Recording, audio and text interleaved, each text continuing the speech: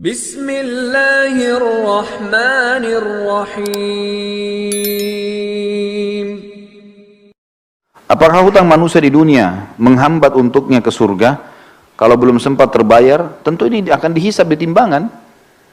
Hutang-hutangnya akan dibayar nanti dengan pahalanya. Ya. Jadi seperti itu, Allahu a'lam. Masalah dia dihambat masuk surga, tentu saja dilihat nanti. Kalau setelah utang itu ternyata amal baiknya jadi berkurang, masuk neraka dulu. Makanya harus diselesaikan utang-utang itu, teman-teman. Dan ingat, jangan buka pintu hutang. Teman-teman sekalian, kita sekarang ini dililit dengan utang secara sengaja, dibuat program hutang itu. Utang rumah, utang motor, utang mobil, utang HP, hutang semua. Dan ini tidak boleh, teman-teman sekalian, ya. Kita tidak boleh dalam Islam membuka utang kecuali ada uzurnya. Karena utang itu bagian daripada pelanggaran. Kalau punya kemampuan.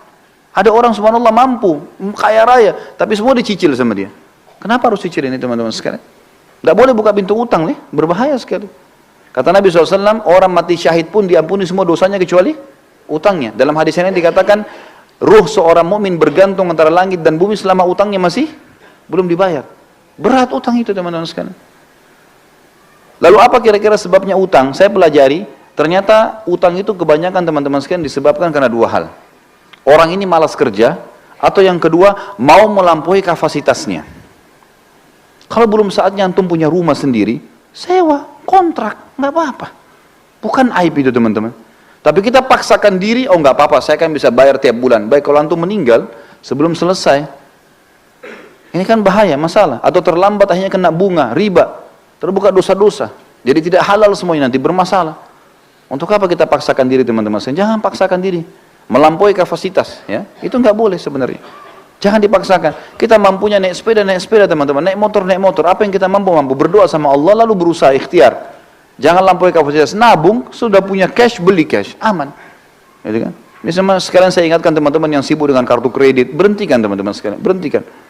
Antum bilang, oh ini 0%. Baik, 0%, teman-teman sekalian. Setelah itu, kalau antum telat, ini malam jam 12 malam terakhir pembayaran. Antum telat 1 menit, jam 12 lewat 1 menit, kena bunga nggak?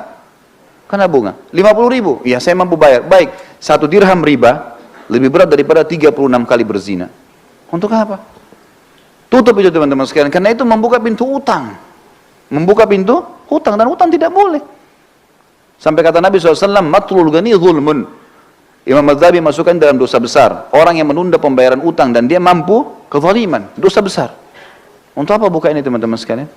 Sabar, cari uang cash, beli, gitu kan? Ini penting. Kita cuma boleh buka pintu utang kalau darurat sekali. Memang darurat sekali. Ulama berikan contoh-contoh. Seperti misalnya tidak bisa makan kecuali harus utang. Gitu kan? Atau misalnya dia mau berbuat satu ibadah amal soleh, dia tahu dia bisa bayar lalu dia utang. Seperti orang mau akikah anaknya, atau orang mau idul adha, mau kurban. Dia tahu akhir bulan dia akan terima gaji. Sekarang tanggal 12 atau tanggal 13 lebaran idul adha. Baik, saya pinjam dulu uang teman saya tahu bisa bayar. Itu nggak ada masalah.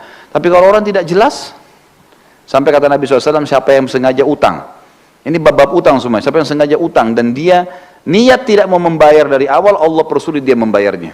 Dan siapa yang utang dari awal, dia niat mau membayarnya, Allah mudahkan dia membayarnya. Ya. Termasuk teman-teman, akhwat kita di bawah, saya sarankan berhenti arisan. Lah ya betul. Arisan itu membuka pintu hutang. Ya. Sekarang begini rasionalnya. Kita 20 orang teman-teman ngumpul, ayo kita buat arisan yuk, 1 orang 5 juta misalnya, atau 1 orang 1 juta. 20 orang dapat 20 juta kan? Baik, nama saya keluar pertama, bulan pertama, saya dapat 20 juta. Ini banyak orang gembira, oh 20 juta, dihabisin beli ini, beli itu, apalagi akhwat kita Masya Allah daftarnya sudah lengkap. Beli ini, beli itu, beli ini, beli itu. Sadar nggak dia, kalau dia sedang punya utang 19 juta? Hah? Sedang punya utang nggak? Baik, kalau dia mati bulan depan siapa yang bayar? Gak bisa. Ini membuka pintu utang loh. Mengkhayal beli barang, padahal uangnya orang dipakai. Utang ini. Dan orang yang paling terakhir dapat itu doror. Gak boleh dalam Islam itu doror. Dia selalu berharap supaya dapat, tapi gak dapat. Namanya gak jatuh, terakhir baru dapat dia. Jadi dia seperti membiayai orang lain semuanya dulu. Lah ya, ini gak boleh loh teman-teman sekalian. Ada orang tidak melihat hukum syarih itu bahaya. Kalau menurut saya Allah tinggalkan. Pernah istri saya ikut, saya nasihatin dia, hati-hati loh, berhenti, ini nggak boleh. Waktu dia sampaikan saya bilang ini nggak boleh. Ini bahaya membuka pintu utang. Sekarang kalau kau meninggal dalam 2-3 bulan setelah itu, siapa yang bayar? Nah, pasti saya ahli warisnya kan? Ya kalau saya punya duit, kalau enggak, loh ya kalau kita pas suaminya punya uang misalnya, kalau enggak punya uang gimana? Kan jadi utang yang bergantung kan? Gak bisa. Atau ada orang lari, zalim, dia pergi. Kan jadi masalah. Baik, kalau mau kumpul pengajian, enggak usah ada arisan. Iya enggak? Benar enggak ini? Hah? Tangkap enggak secara rasional ya? Jadi pelarangannya itu karena membuka pintu utang. Orang yang terima pertama itu utang 19 juta loh tadi. Uangnya orang kita pakai, bagaimana caranya kita bisa bawa duit orang baru kita pakai belanja kebutuhan kita. Coba pikirkan teman-teman, ini kenapa? Karena mau melampaui kapasitasnya. Udahlah, dunia sebentar. Kata Nabi SAW, perumpamaan saya sama dunia, seperti musafir yang sedang mampir di bawah pohon. Hilangkan penatnya, pergi habis itu. Kata Syekh Utsaimin rahimahullah, kalimat yang mulia. Seseorang mukmin orang muslim harus menjadikan dunia ini seperti kamar mandi. Seperti WC-nya. Dia datang, selesaikan hajatnya, dia pergi. Dunia cuma begitu saja. Maksudnya, tidak usah terlalu berlebihan. Hajat diselesaikan, penting, kemudian sudah. Gitu. Seperti itulah.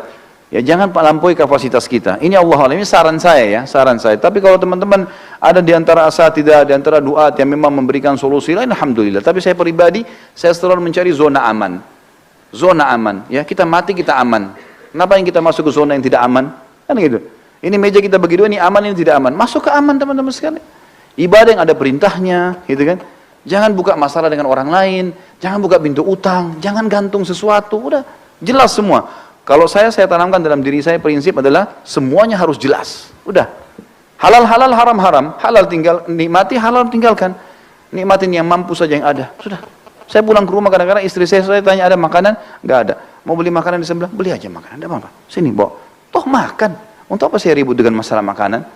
Tinggal beli makanan di sebelah, makan. Bismillah, alhamdulillah, yang penting lapar sudah hilang, habis. Dunia begitu kok. Masuk, lihat pakaian saya mana yang ini, oh belum dicuci, baiklah. Yang ada saja saya pakai, clear, selesai. Jelas kok, aman saja gitu kan. Gak ada sesuatu yang harus kita ributkan. Jadi ini poin yang mesti difikirkan juga teman-teman sekalian.